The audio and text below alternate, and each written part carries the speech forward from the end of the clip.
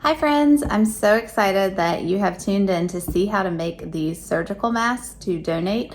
There's a place currently in Garner, North Carolina that's accepting them for their nursing home folks.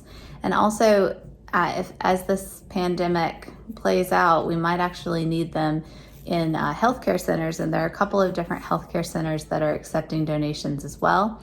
I have read that Rex and Wake Med are both accepting donations. So first thing, you're gonna need some supplies. I have chosen a tightly woven fabric, and you can do the tightly woven fabric on the front and the back, or you can do one piece of flannel on the back. It's a little bit softer on the face.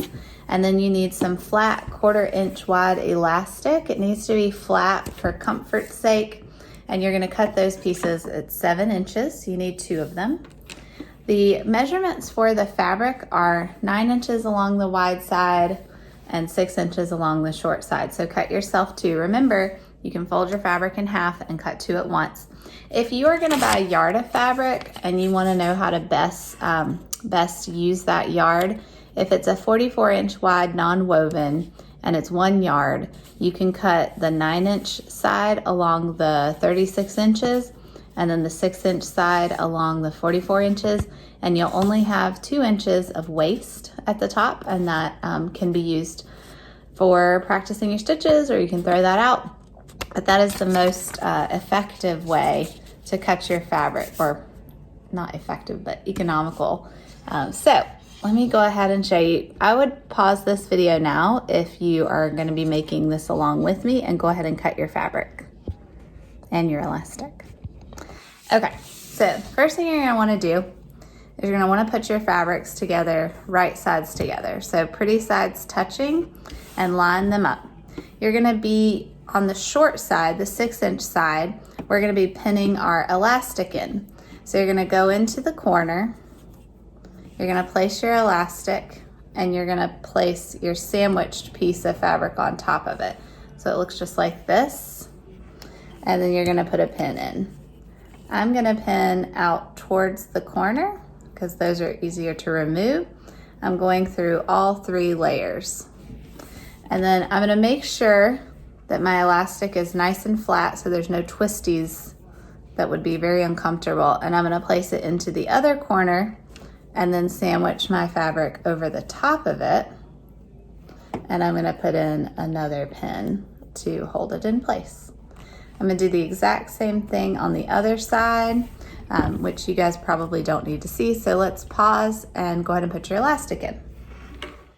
All right guys, now that you've got everything pinned in place and you're ready to start sewing, we are going to be using the long side of one of the sides of the fabric. We're going to leave a small opening to turn it inside out, and we are going to be pivoting at the corners, reinforcing the elastic, turning it inside out, and then stitching around the whole thing again to reinforce everything and to make it look nice with some edge stitching. I'm going to use a 1/4 inch seam to start off with, and that's the edge of the presser foot on this machine if you're using middle needle. I am also going to be back stitching at the beginning and end to hold it together so that when I flip it, it does not get pulled loose. Use a slow speed on the elastic sides, but you can go a little bit faster until you start to come into the corner. You want to stop and take your pin out so you don't accidentally run over that with the needle. And then, oh, my elastic slid just a little bit. Get back in there, you. Okay. And you're going to be pivoting at the corners. So I am going to back stitch just a bit to reinforce, and then I'm going to flip it around and pivot. I am also going to back stitch again right here over the elastic to reinforce as well. Okay. As we get close to the corner, I'm going to slow down, stop, take my pin out, make sure my elastic didn't escape, which it keeps trying to. but that's okay. We'll hold it in place with some back stitching. There we go. And then we're going to pivot. One more stitch forward. And then we're going to pivot around. Okay, try to keep your fabric nice and even.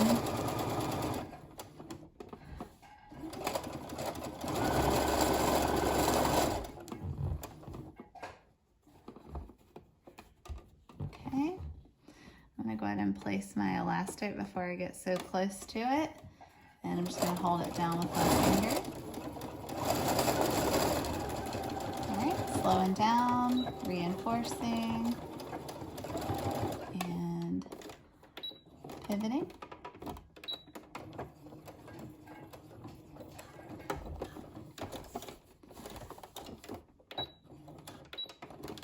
And finally, my last corner.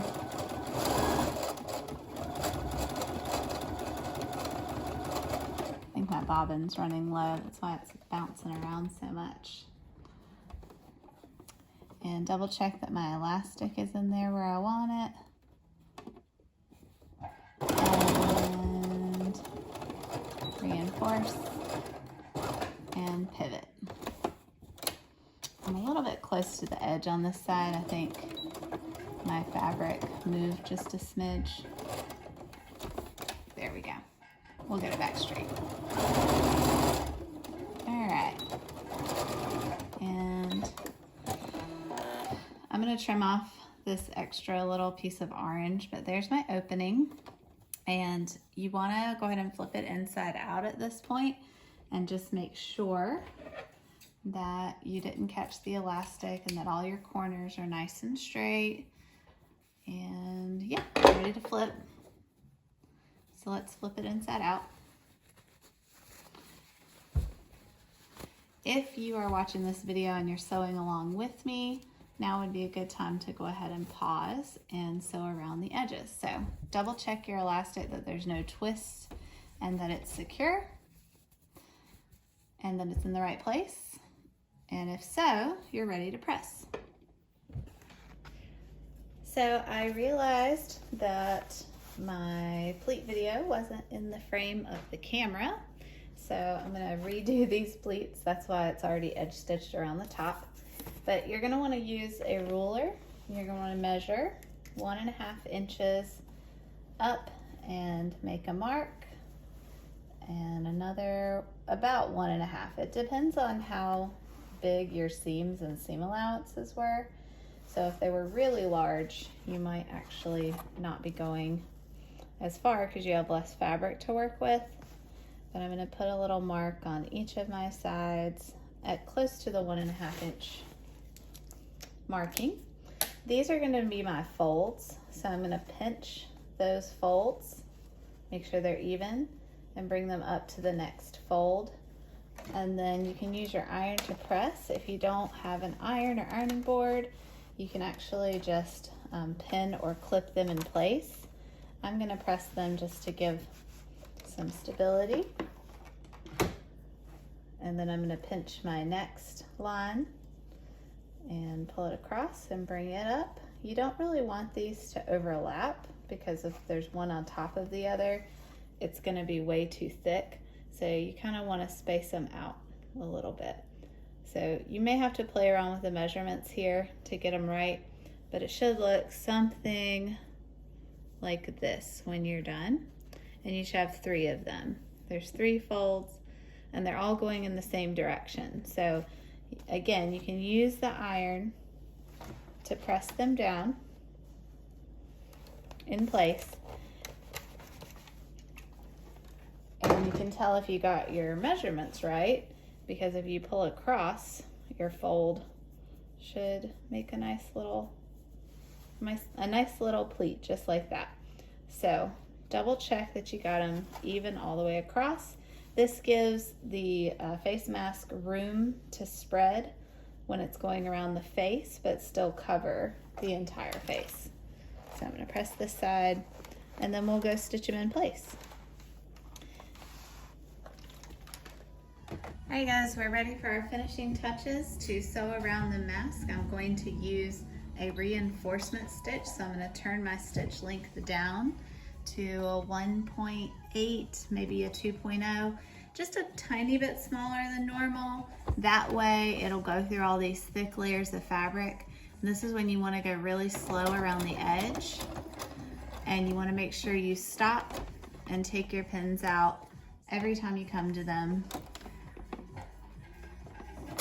The presser foot will hold the pleats in place as you sew them, so you can stop a little bit earlier if you want to and take your pins out as long as you've got the pleats held down. But I'm just gonna go kind of slow, and since we're going through so many layers of fabric right now, and we're also going through folds of fabric, you want to use a really slow speed. All right, when you get to the top, you're gonna edge stitch, so you're gonna be flipping it around. I used an iron to press my fabric to get a nice solid straight side, but you can use your fingers if you don't have an iron and just kind of finger press. So I'm gonna edge stitch around the edge. One of the videos I watched, she suggested sewing around it twice and just trying to hit the same stitches twice, which I think is pretty hard. So I decided that that was not the method I want to take. Okay, we're back at the side. So again, I'm going to use a 1/4 inch seam. Ideally, the pins would be going in from the other direction, but because we have pleats that we're working on, it's easier to put the pins in from the edge. It's just harder to take them out when you get to them. If you have clips, ooh, got a little too fast. If you have Wonder clips, those would be amazing to use instead of pins, but binder clips work as well in a pinch. Okay, now I'm back up at the top. I'm gonna edge stitch around the top of the mask and I will be done. Remember to back stitch when you get to the end.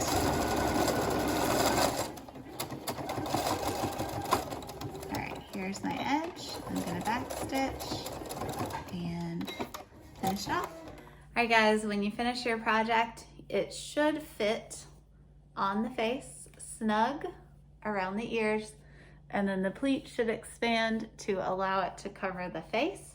It should be comfortable, not too tight, not too loose. Make sure your elastic's not twisted. Make adjustments as you go.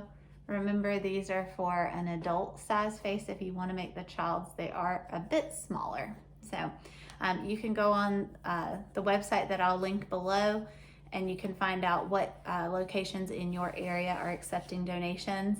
I know yesterday WakeMed and Rex have requested them, and there is a nursing home in Garner currently requesting masks as well. So happy sewing. Let me know if you need any supplies. If you're my students, I'm in the neighborhood of the high school, and I'm happy to make up a bag for you and put it on the front porch. All right, thanks.